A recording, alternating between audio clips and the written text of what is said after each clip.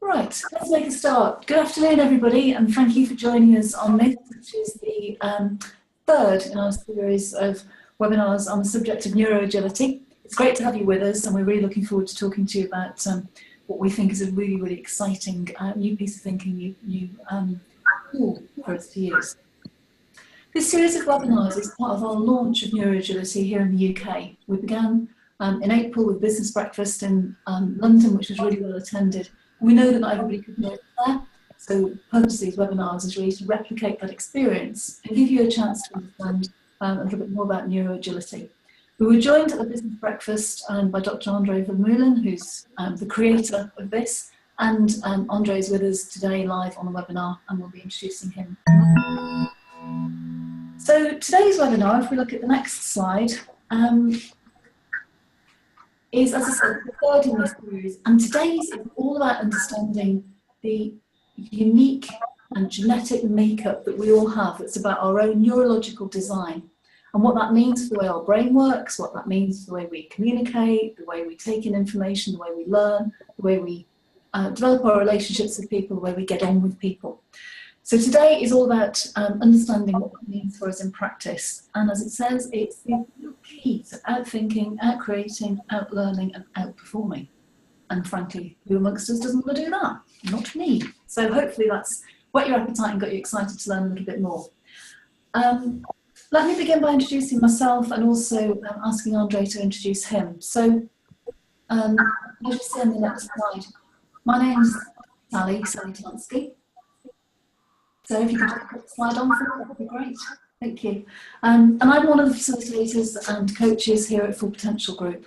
And alongside several of my colleagues here, earlier this year, I qualified in neuroagility. I was really drawn to this because I'm fascinated by understanding more about what makes us tick, who we are, how we learn, how we develop. And for me, this offered the opportunity to deepen my understanding about that. I'm really excited to be sharing this with you today, and I hope that you get the same enthusiasm for this as I've got. I'd like to introduce Dr. Andre Vermeulen, as I said, who's joining us from South Africa. So Andre, over to you. Hi everyone, thanks for being part of this platform, Sally. And it's always a privilege for me to share the passion. My company's name is Neurolink, and we've been specializing in the neuroscience of learning for the past 25 years. So what we do is we take the latest research and technologies around how the human mind functions, and we see how we can break that down into business tools for the world of business so they can drive business results. So I'm also involved with the Neuroscience Research Group of the University of Pretoria, and there, that is exactly my function, is to take applied neuroscience and break it down into practical tools that the workplace can use to optimize brain performance. And that is how we got to developing the neuroagility profile, which is a fantastic instrument to help people be agile so they can adapt and adjust easy, fast, and also have the flexibility and agility to outthink, outlearn, and outcreate their competition in the future.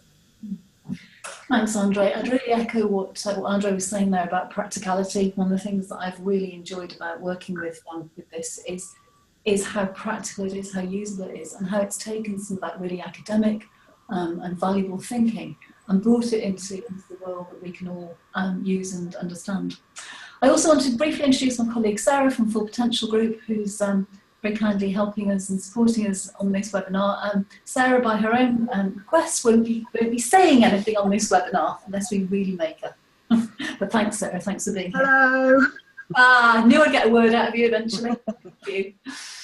So, as I said, this is the third in a series of 3 webinars. And for those of you who weren't able to join us for the first or the second, and indeed those of you who did but might have forgotten, the first one was about really the rationale for this, the why. So what it is about neuroagility that's so important, and why we believe it really gives us the edge and helps us compete in this complex and challenging world that we're all operating in these days. The second webinar was looking at the first leg, if you like, the first foundation of neuroagility, which is around the 6 drivers that we can maximise in order to help us create greater neuroagility. And as I said, today is going to be all about our own makeup, our own genetic makeup, and the way our brains are wired that helps us be neuroagile. So those are the three components of the three webinars. If you didn't get the first or the second, do please let us know and we can send you a link to the recording of those. So just looking ahead then, as I mentioned earlier when we first started, you might have seen the quiz that's on our website when you registered for this webinar. It's a little quiz. It's intended to whet your appetite and help you think and find out a bit more about neuroagility. So if you did that, that's great. If you haven't done it yet, feel free to go back to the website and have a look. And if you've got any questions or comments from that, then do please use the chat box on this webinar to share those with us. We'll try and answer as many as we can during the time we've got together. Or indeed just give us an email and let us know what you think. Similarly, any questions that come up during the course of this webinar, again, use the chat box, let us know, and we will try and answer those that we can during the course of this. The mystery box on the slide relates to the special offers that we have for everybody who's registered for this series of webinars. So if you did, at the end of this, we'll talk about what those are and how you access them. This webinar, like the other two, is being recorded. So again, if you want to watch back, you can. And if you want to share it with your colleagues, that would be great too. We'd love that. Also, as part of this webinar, what we've done is to record a section of it, which is a section which we're about to see, which is Andre describing to us these 7 factors that impact on neurological design. And that's because Andre's in South Africa, and to minimise the risk of any technical hitches, we've done it by video. So what we'll do now is move into that video and hear Andre talking about these 7 factors, what they are and how they affect the way our brains work. Thanks, Sarah. Neuroagility stands on 2 legs. In the previous webinar, we had a look at the first leg, the drivers that will either optimize or negatively impact the ease and speed of how people process information. But in this webinar, we are going to focus on the second leg of neuroagility, and that is the 7 neurophysiological factors that impact a person's neurological design. When we look at these factors, they consist of relative lateral dominance, expressive and receptive areas of the brain, rational, emotional, the 4 quadrants, the combination of brain, eye, ear, and hand dominance, sensory, and intellectual preferences. Now, when we look at these 7 attributes of a person's neurological design, relative lateral dominance is about the left and right brain hemispheres of a person and how flexible people are to utilize both hemispheres simultaneously. But when we look at expressive receptive preference, it is about people's flexibility to be expressive and receptive depending on what is required of me in a specific situation. Rational emotional preference is about our flexibility to flex between reasoning and emotions and experiences. But if we look at the brain from the top, we can actually divide it into 4 quadrants because the brain speaks 4 figurative languages. And flexibility here means that people need to have the flexibility to speak the different figurative languages of the brain that we will get into more detail in later. But looking at brain, eye, ear, and hand dominance has a huge impact on how people absorb information through the senses and how this information is processed with ease and speed to the different brain regions. But should stress and fatigue occur, it will very negatively impact how we process information and slow us down, and therefore a very important aspect of our neurophysiological design. With this, our sensory preferences to either be visual, auditory, or kinesthetic but ideally to be visual, auditory, and kinesthetic, and have the flexibility to flex between the different modes of learning depending, again, of what the situation requires of me. That will be first prize. Now, all people, we are all smart, but we are smart in different ways. We have identified 11 intelligence preferences that influence who we really are and how we are talented. And even on an intellectual level, it is going to be very important for all of us, if we want to be agile, that we need to be able to utilize and flex between the different modes of intelligence, again, to be able to do what is required of us. Now, when we start with lateral dominance, the brain works like a movie, and a movie's got a soundtrack and it's got visuals. And this is how we need to think about how the brain learns, thinks, and processes information. The left hemisphere is predominantly, but not only, the language processing centers. Your right brain hemisphere is predominantly, but not only, the visual processing centers. So therefore, when we learn, it is important that we pay attention to words, instructions, and language on the one hand, but also to pictures, demonstrations, and illustrations on the other hand. My left hemisphere tend to be more my analytical processing center, breaking information down into details and the smallest bits of meaningful information, whereas my right brain hemisphere is more conceptual. It puts all these details together, enabling me to look at the big picture and to conceptualize. In other words, to form a picture in the mind's eye about what it is that we're trying to learn or to understand.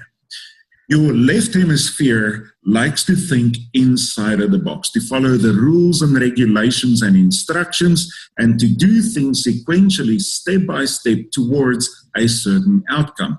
The right brain hemisphere is impulsive, it is innovative, it is creative, and it likes to come up with new ideas. It likes to think outside of the box and often to challenge the current status quo. Now, we have to understand that we are both. But again, as we have discussed in previous webinars also, as you are sitting there and looking at me, and you extend your hands and you make a hole with your hands not bigger than a golf ball, and you look through this hole in your hands at the screen, what you will see is, as I am illustrating this, I'm looking at you with both eyes, but you are actually only seeing the eye that leads, the dominant eye. So in my case, my right eye is leading and my left eye is following. So my eyes illustrate how the brain works, as my eyes are a part of my brain. It's the only part of the brain that is visual, that is visible. So how the eyes work shows us how the brain works. So when I look at you, I use both eyes. So when we think and we learn, we use the whole brain. But even if we use the whole brain, some areas will lead and others will follow. It is just a mechanism of functioning and processing information. It doesn't mean that the non-dominant areas are not working. It just tells us that one takes the lead and one follows. But the one that leads will impact where we start when we want to solve problems, when we go into a thinking or a learning mode. And in terms of being accurately self-aware of how we function, where we start, where we end, and to manage ourselves effectively, this is very important information we need to understand about ourselves. So the flexibility between the two hemispheres is very important. So it's never a question of us being left hemisphere or right hemisphere. When we are left or right hemisphere and we alternate between modes, it means we are not flexible and we get stuck in a certain mode of thinking. When we talk about neuroflexibility, it means that we are left and right hemisphere, or right hemisphere and left hemisphere. So one will lead. So some people are right hemisphere and left hemisphere. Others are left hemisphere and right hemisphere, depending on which one leads. But ideally, both needs to function at the same level, processing information on the same level or balance, where one is not working harder than the other. That is neuroflexibility. When we are utilizing the whole brain and can easily access with ease and speed between the different areas of the brain responsible for different thinking preferences. Now, when we look at the brain from the front to the back, and as you are looking at the screen, the area that indicates red is the front part of the brain, and that is the brain's expressive centers. So people who focus a lot of activity there are expressive learners. So we normally hear them how they feel or if they experience stress, because they will tell you. You hear about it. They are verbally oriented. They are language oriented. They are outspoken people, and they express what they think and what they feel. But then people who focus more activity towards the back part of the brain, the bluer areas, we refer to them as receptive learners. Now, the back part of the brain consists of the three lobes, the temporal, occipital, and parietal lobe, that controls my senses. And therefore, people who focus more activity in those areas will often appear to be quiet, to observe, to listen. So they are more receptive learners. We will often look at them and think they are introverts. So again, it's not a question of being expressive or receptive, but a question of being expressive and receptive depending on what the specific situation in life requires of me. And that's going to be, again, important that we develop that flexibility, that we have the brain fitness to easily and with speed access either the expressive center or the receptive center, depending on what it is that I need to do. Now, when we look at the brain from the top, and we see the two hemispheres, but we also draw a line between the front and back parts of the brain, we can say the brain has 4 quadrants. And this, roughly, we use this model to illustrate that the brain have 4 main figurative thinking and learning languages. Now, when we look at the blue area that's referred to as the analyst, people who have a number one preference to utilize those areas of the brain are people who normally are very thorough, precise, they are very analytical, they like to analyze information and break it down into the smallest bits and pieces of meaningful information. So they speak a factual language, a detail-oriented language. But people on the backside of the left hemisphere are often referred to as doers because they are very action-oriented and results-driven people. So to them, they often seem to be impatient, independent, very competitive. But if you want a job done, this is the person that you want to spearhead getting that job done. So they are the people who let things happen. So the language they speak is action, results, and more actions. When we look at the people on the right side of the brain at the back, we refer to them as counselors because they tend to speak more a human language. They are more experiential. They are diplomatic. They are considerate of other people, and therefore relationships is also very important to them. So we would often say that the counselors speak a relationship language. And then the last quadrant, the green one, we refer to as strategists, because the strategists are your big picture thinkers. They enjoy change. They often innovate and bring about change. They like different options. They like to do things differently. They like to think outside of the box.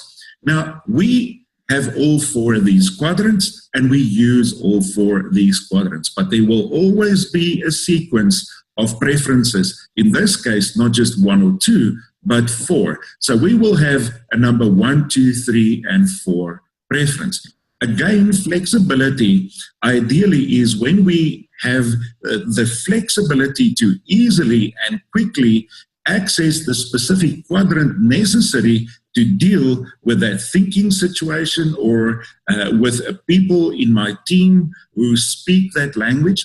One of the important things about emotional intelligence is do unto others what they want to be done unto. And that means if I am a leader, I need to try and always adapt and align to speak the figurative language of the people with whom I am interacting. And that requires flexibility from a leader to be able to speak the different figurative languages depending on the person or the situation. And again here, flexibility is first prize when we can easily fluctuate between these different figurative languages.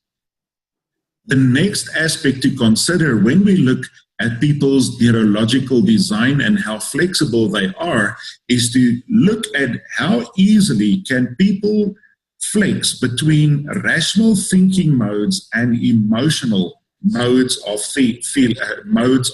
feeling. Now, your rational thinking modes, we often refer to them as thinkers because these are people who always reason about things. They are very realistic and facts are always important. So they have a very strong cognitive approach towards a certain issue that they have to deal with. Whereas people on the other side who are more emotional, and we often refer to them as feelers, they are more emotional oriented, they are very experiential, they learn through experiences, they tend to be more people oriented and subjective. So there are times, again, that a situation requires of us to be emotionally aware and sensitive. And there are times that we need to have the flexibility to go into a rational or a reasoning mode of thinking. So it's never a question of being the one or the other. If we're the one or the other, it means we are stuck. It means then we are not flexible and therefore not neuroagile. But when we can easily fluctuate between the different modes of reasoning and feeling, that gives us a lot of flexibility to connect with people and still deal with facts and still be more effective, productive, and successful in our world. Now, the fifth neurophysiological factor that influences our neurological design is what we refer to as the combination of brain, eye, ear, and hand dominance. That influences our information processing style. So we look at the combination of the dominant senses and how we prefer to absorb information. But when we look at this next slide, we have to remember that the two brain hemispheres have predominantly different processing preferences. For instance, my left hemisphere tend to be more logical, more detail-oriented, more analytical, and also more verbal-oriented. Now, the left hemisphere controls the right side of the body. In other words, my left hemisphere controls my right eye, my right hand, and my right ear. Therefore, the left eye, ear, and hand will take on the predominant processing functions of the hemisphere that controls it. And that is why, if we look at the eye, for instance, my left hemisphere is my detail eye. Therefore, my right eye tends to be more my short-sighted, detail-oriented, nearsighted eye. My left hemisphere is my language, my verbal brain. It controls my right ear. Therefore, the right ear tends to listen more to words and language and facts, and specifically what is being said. So we get people who listen, but some will listen more to the what, others will listen more to the why, to the how. Some will listen to the what and the how, depending on the balance they have, the flexibility they have, and then obviously also the dominance pattern. Now, when we look at the next slide, we see that the right brain hemisphere, which is my picture brain and my innovative or non-verbal hemisphere, it controls the left hand, eye, ear, and the left part of my body. And therefore, my senses on the left side will take on the dominant processing functions of the right brain hemisphere. That is why my left eye tends to be more the spatial, far-sighted, conceptual eye that focuses a lot more on colors and shapes and movements. And then my left ear will be that ear that listens and focuses more on tone and pitch and rhythm and how things are said. So in any listening situation, we may have many different categories of listening. We get those who listen predominantly more to how things are said, the left ear dominant person, those who listen more to what is being said, the right ear dominant person, the one flexible profile that says I listen to the what and the how, but I lead with the right ear, so I lead with what. Then the fourth category, I listen to the how and the what, but I lead with the how, the nonverbal content. And then the fifth category, those who don't listen. So we can have many different modes of processing just with regards to listening in one learning situation like our webinar today. But now it gets a little bit more interesting than even this. As you are sitting there looking at me, again, if we do this exercise where I extend my hands and I make a hole with my hands, not bigger than a golf ball. If you do this with me, now first close your left eye, then open it, and then close your right eye and open it. Now, why I asked you to do this was to experience what dominance is all about. So in my case, if I look at you and I close my left eye, I can still see you. But if I close my right eye, I cannot see you anymore. So, this is just an exercise also to experience which eye is dominant. But now we have this dominance pattern, but it does not mean that all the dominant senses are all on the same side. And it also does not mean that the dominant hemisphere controls the dominant senses. For instance, I am left hemisphere dominant, right eye, right ear, and right-handed. But my wife is right brain hemisphere, right-eyed, right-eared, and right-handed. So my wife and me and my wife have all our senses on the same side, on the right side. Yet I am left hemisphere dominant, but she is right brain dominant. So the bottom line that we have to understand here is there are 16 different combinations of how people absorb information through the senses, which will have a very profound impact on how we learn, how we think, how we process information, and even on our personalities, but very much so on our risk for human error. Because what happens is, if you remember what we discussed in the previous webinar, we said that stress causes some areas of the brain to switch off, to shut down. So when we are fatigued or when we experience too much stress and we start losing control over certain brain regions. Now, to give you an example, in my case, how this will work is I am left hemisphere dominant and I am right-eyed, right-eared, and right-handed. But in my case, if I get stressed, so I'm a whole brain person, but during stress and fatigue, the chemicals released by stress and fatigue will make certain areas of the brain less accessible. So I switch off in layman's terms. But now I will revert more to being analytical, structured, detailed, and so forth. So stress and fatigue literally makes me less agile.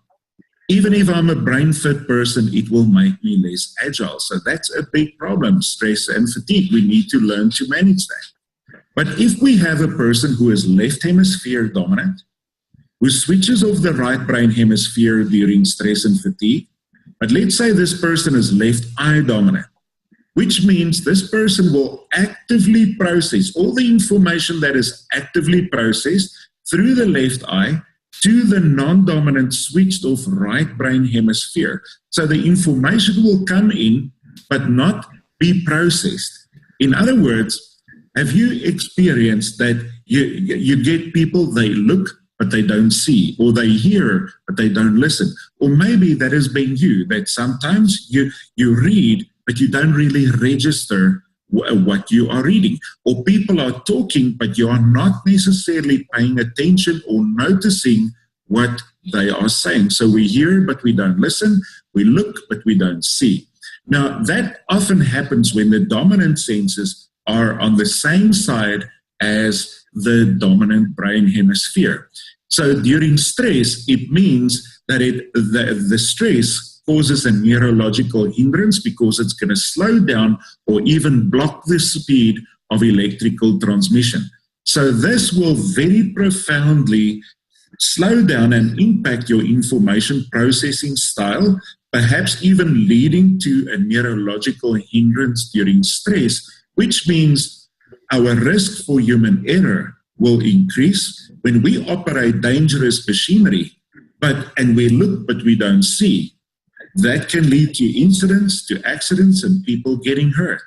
So this part of a person's neurological design has a very, very big impact on people's propensity for human error in the workplace. And obviously, an important aspect that has to be addressed. We have to remember we live in the information era, and where we are now starting to compete with artificial intelligence. Artificial intelligence is a technology that runs on zero defect. And if we want to be competitive, we definitely need to consider reducing our risk for human error. As simple as that. So an important aspect of that will influence our neuroagility profoundly. Now, regardless of how we process information, people will still either have a visual, auditory, or kinesthetic preference. In other words, in my case, I am 50% visual and 40% kinesthetic and only 10% auditory. So for me, when I learn, I would first prefer to want to see the information that I have to process. After that, to connect with it, to do it. So see it, do it. But listening is only 10%, so it's the least of my sensory preferences. So only if necessary, I will then revert to auditory processing. But there are many, many, many different combinations of how people prefer to process sensory information. And therefore, also here, it is ideal for us if we have the flexibility to be visual, auditory, and kinesthetic. In other words, we can easily flex between the different modes depending on life and how life presents information to us. Now, the last category of our neurological design is what we refer to as our intelligence preferences. We are all smart, but in different ways. And we have identified 11 different ways of being smart, but they can be categorized into 4 categories called your traditional perspective on IQ. In other words, the first 3 intelligences, logical, mathematical, linguistic, visual, and spatial intelligences will refer more to our traditional perspective on intelligence. But then physical, kinesthetic intelligence and sensory refers more to our physical intelligence, how we use our senses and our body. Then intrapersonal and interpersonal intelligence, it's about me and others, that really would fall more in the category of being an emotionally intelligent person. And then naturalistic, musical, and spiritual, that will more be categorized towards the category of the aspects that influence our spirituality, and also how we are smart in spiritual ways. So the idea is always that the more flexible we can be between these different intelligences, and specifically also between the different categories of intelligence, the more flexibility we have and the more neuroagile we are. So to conclude then the webinar on the second leg of neuroagility, we need to make sure that we have accurate understanding of our neurological design so that we understand what our preferences are, but we also need to have accurate understanding of what is my flexibility with regards to that specific neurophysiological attribute of my design. What does it look like?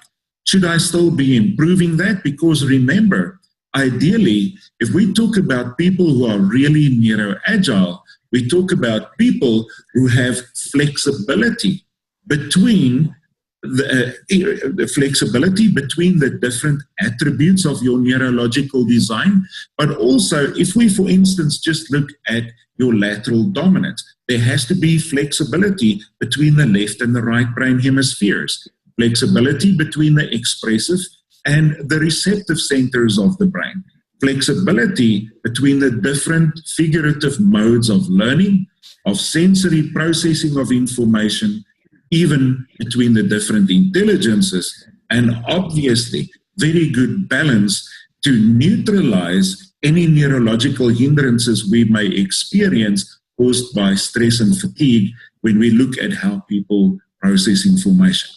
And this is why this is so important. We can never really be neuroagile if we cannot assess how these principles are applicable to us, so that I also can look at the aspects I still need to improve in order to improve my neuroagility. And by doing that, I improve my efficiency and also my competitiveness. Brilliant. Thanks, Andre, and thanks, Sarah. We've got about 4 minutes left in this webinar. I can see that we've had one question asked of us, and what I think we'll do, rather than rush an answer to that now, is we'll ask Andre to have a think about that, and we will share the answer to that and any other questions that people have got by email when we send out the link to this webinar. So just to conclude, I guess for me what's really helpful in this is understanding the connection between the 6 drivers that we talked about in a previous webinar and the unique design that we all have, how it comes together and how those factors and the 6 drivers can sort of support one another and help us be more neuroagile. I think it's fascinating to see how this model challenges the traditional thinking around left and right side of the brain and actually takes it to another level and gives us a load more information about what it means and how we can develop it. So we really hope this has whetted your appetite and made you as enthusiastic and keen to find out more about this as we are. And if that's the case, we're delighted to offer you some special offers as people who've participated in this series of webinars. The first one, as it says up there, is your opportunity to go through the questionnaire, which means more time looking through your hands at your eye and answering various questions. If any of you were in the office doing that, your colleagues will all want to know what was going on. If you do that, you get your report, which is some 20-odd pages, and you get a one-to-one debrief with a member of the Full Potential Group to help you understand that, face-to-face, by phone, Skype, Zoom, whatever works for you. Equally, what we're able to offer to you and your team, if all of you take up that offer, is then a free team report, which looks at the strengths and the areas for development for the whole team and helps you understand and develop strategies that support those strengths and helps you shine. And again, you get that report and a debrief from us, and that's free of charge as an sort of added bonus for taking the individual debrief. Those are 2 special offers. You're very welcome to take a look on those. You can see the contact details. Obviously, if you've got any other questions or comments, that's where to reach us. So, as we conclude this final webinar, Andre, is there anything you'd like to say as we finish this final one in our series of 3? Sally, thank you. It's indeed always a pleasure to be able to be part of a platform where we can share good news and innovative technologies with the world. I just think, it is important that everyone should make themselves a priority by measuring their own neuroagility and then trying to improve that. You cannot improve what you cannot measure. But once you have measured yourself, you can also see where you should improve. And then the good thing about it is, after a while, you can then re-evaluate yourself and measure, how did I progress? But this in itself is a very important skill.